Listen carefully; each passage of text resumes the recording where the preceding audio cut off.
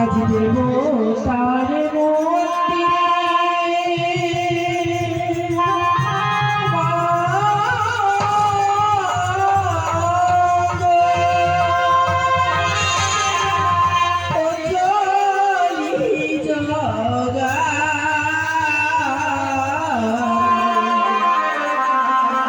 দেবদাসী হয়ে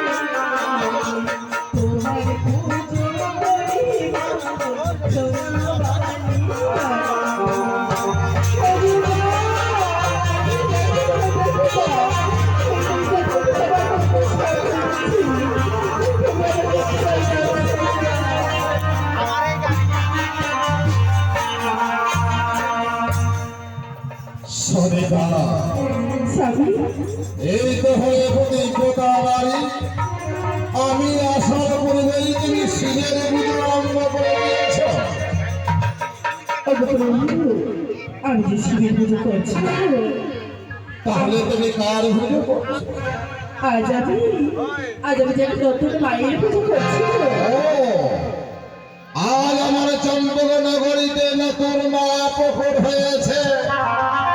নতুন মায়ের পুজো করছে শিব মন্দিরে। যদি এই নতুন মায়ের পুজো করি তাহলে অবশ্যই আমার চম্পকের সুমঙ্গল হবে, তাই না? এই মায়ের যদি পুজো করি যার ধন নেই তার ধন হবে, যার সস্তা নেই তার সস্তা হবে। তাই যদি হয় সারিকা, তুমি কেন একাই পুজো করবে? আমি সহ ওই মায়ের চরণে ফুলের পুষ্পাঞ্জলি নিবেদন করবো। বেশ, দাও দাও আমার হাতে বেল পুষ্প দাও। আমি এই মায়ের চরণে ফুলের পুষ্পাঞ্জলি নিবেদন করবো। বেশ, ভগবান আমার দ্বারা কে দেবী কেন বা প্রকট হয়েছে আমার এই চম্পকের প্রাসাদে। আজ আমি পুত্রহীন হয়ে আজ আমার পুত্রের জন্য তোমার কাছে কামনা করছি না, তুমি তাকে সুরক্ষিত রাখবে।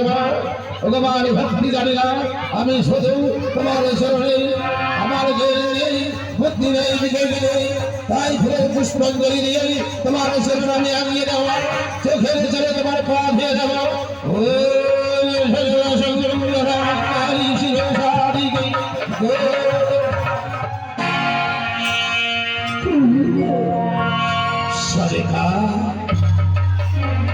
এই যে মায়ের চরণে আমি পুষ্পাঞ্জলি নিবেদন করব, কিন্তু মায়ের নাম তো আমি জানি না। তুমি সত্যি বলেছ, মায়ের নাম যদি না বলা হয় মায়ের পুজো মা পায় না। এই মায়ের নাম কি জানো প্রভু? এই মায়ের নাম হলো দেবী মনসা।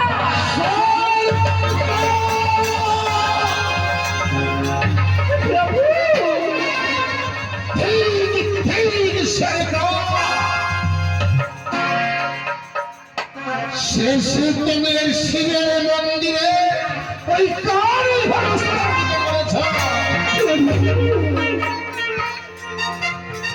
বড় ভুল করেছ। এই মুহূর্তে এই কানের ঘর প্রচন্ড নিক্ষেপ করো।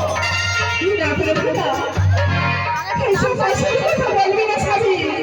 আমি পায়ের পুজো এই মাত্র জানিল পায়ের পুজো যে বিসর্জন করতে শিখি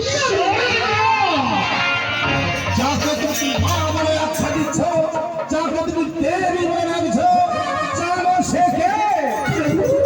আমার জাতি দুশ্মন, জাতি শত্রু। যদি করতে হয় শিবের পুজো করো। এই মুহূর্তে এই ঘষ্ট বাড়ির বাইরে কোথাও ছেড়ে দাও।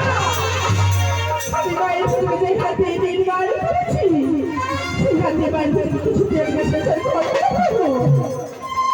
আমি এখন বুঝে বলছি ভাইরা, তুমি এই পুজো প্রতাপ পার করবে কি করবে না? না স্বামী, তুমি আবার বলছি এই কুমন্ডলের কথা বলো না তো। তোমার যদি পায়ে ধরে বলছি স্বামী এই পুজো তুমি বিসর্জন করবে না। বিসর্জন করবে না? না, তোমার ওই কালীকে আমার শিব মন্দিরে খুঁজে ভালো। আরে হতচ্ছাড়ি!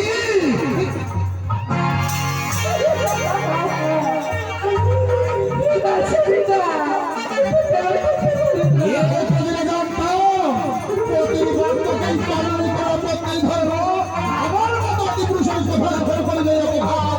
সত্যি আমি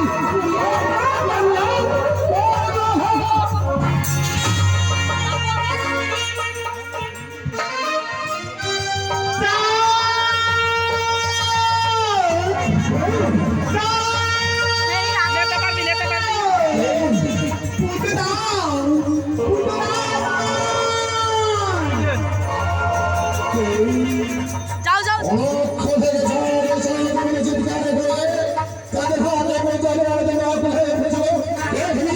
দেবী মাতাবী চাঁদের স্বপ্ন হয়ে অমন করতে হয়।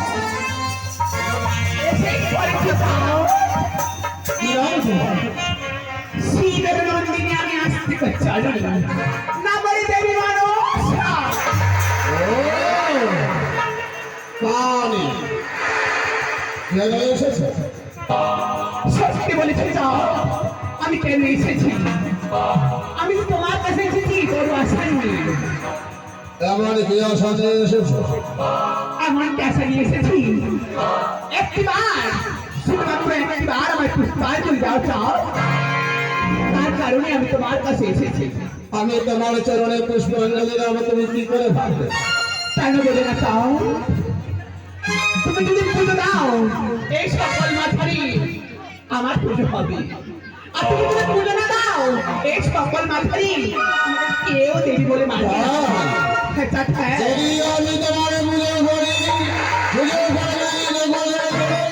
যদি আমি তোমার পুজো না করি তাহলে কেউ তোমার পুজো করবে না। তাহলে তোমার পুজো করে আমার কি হবে? আমি বলি ওই চাল পুজো দাও মরি ধনী রাত্রে বেলায় বসে বলে চল চলাই না মরি। যদি তোমার চরণে পুষ্পাঞ্জলি দে ধরে রত্নে মারাবে আমার এই সম্পূর্ণ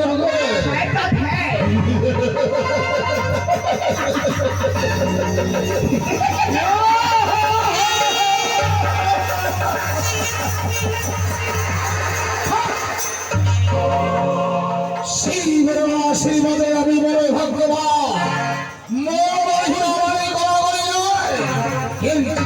পুষ্পাঞ্জলি দেবো তোমার পায়ে কি করে ভাবে? মিনতি আমার বড় আমার পূজা এই বিশ্ব মাঠে আমার পূজা যেন হয় প্রথা। বেশ, পুজোর ভিকারিনী, পুজোর জন্য সর্বমর্থত ভাবা কি হয়? পুজো না হলে তোমার পুজো যখন ভিক্ষে করতে এসেছে চাঁদের কাছে, তাই ভিক্ষে না দিয়ে যদি শুধু হাতে ফিরে দিই এই চাঁদের অমঙ্গল কেনই বা হবে? আমার সেই পুজো করিবে তোমার পুজোর আসন গ্রহণ করো। ঠিক আছে যাও, আমি পূজার আসন গ্রহণ করছি, তুমি আমার পুষ্পার করে দাও যাও। বেশ, আজ দেখো নগরের লোক আজ নিজেই পুজো করতে চলেছে চন্দ্র অধিকারী। পুজো কার হবে জানো? দেখতে পাচ্ছ সাক্ষাৎ দাঁড়িয়ে আছে ওই দেবী বিষয় আর চার মেনে পুজো করতে চলেছে পুরনের কথা সন্ধ্যা ফেলে ফেলে থাকবে কিভাবে পুজো করবে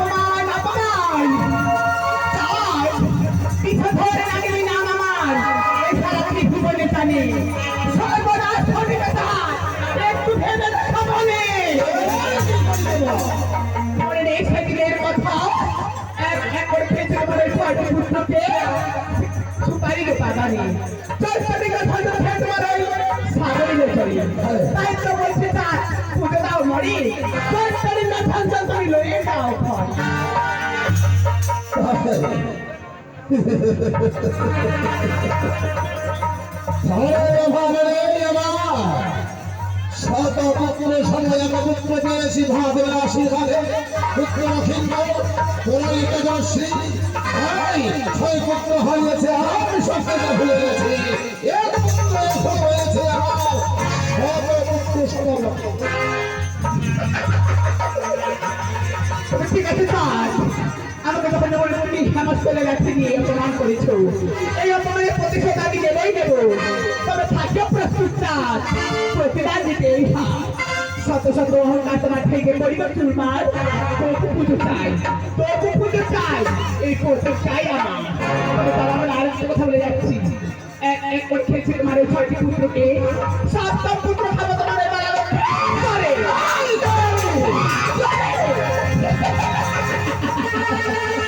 Ha ha ha ha!